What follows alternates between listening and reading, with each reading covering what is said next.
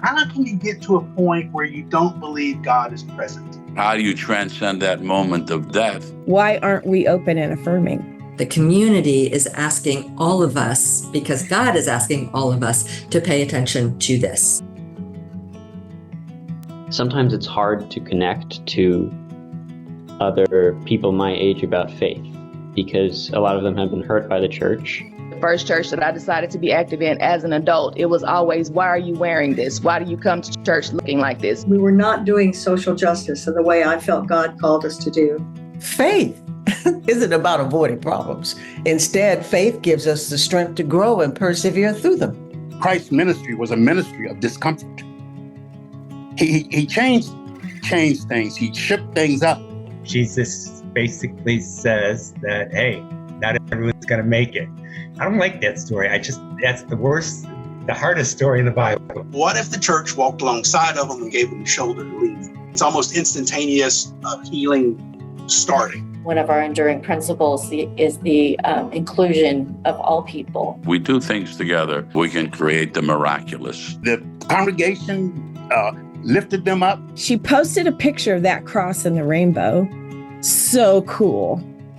All are welcome. It was just a story of resilience, a story of community, a story of love, a story of endurance. We felt like God was holding our hands and leading us together as a community. We talked about the nature of friendship, and you could feel part of the weight come off of him, the anxiety, that terrible dread. He grabbed my hand and grabbed his wife's hand, and he told me, now I have around me the two most important things in my life, my love, my wife, and my church. I had begun to experience the richness of working with a Korean church and a Hispanic community. Young people have this need, have this want to fix the world. You know, our faith really provides us with common ground so that together we can demonstrate the love of God in real and tangible ways. Christ is already madly in love with you. God said, I called you the way that I called you.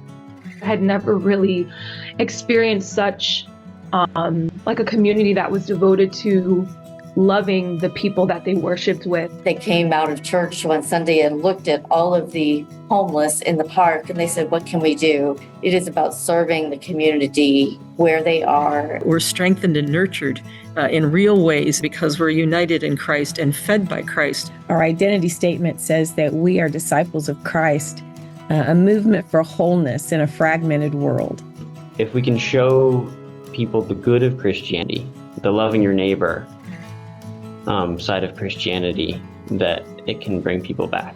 We are all together on a journey to the New Jerusalem. We walk, we run, we ride bicycles, we push wheelchairs, we hold each other's hand, we help each other until we all get there. And we don't get there until we all get there. You're not only on the receiving end of God's love, but you're also participating in the sharing of God's love. As a community, we can see more of the divine than any of us could individually, and then we may need to yield whatever we individually experience in favor of what we see as the whole. We can live in faithful disagreement with each other. Faith is love in action.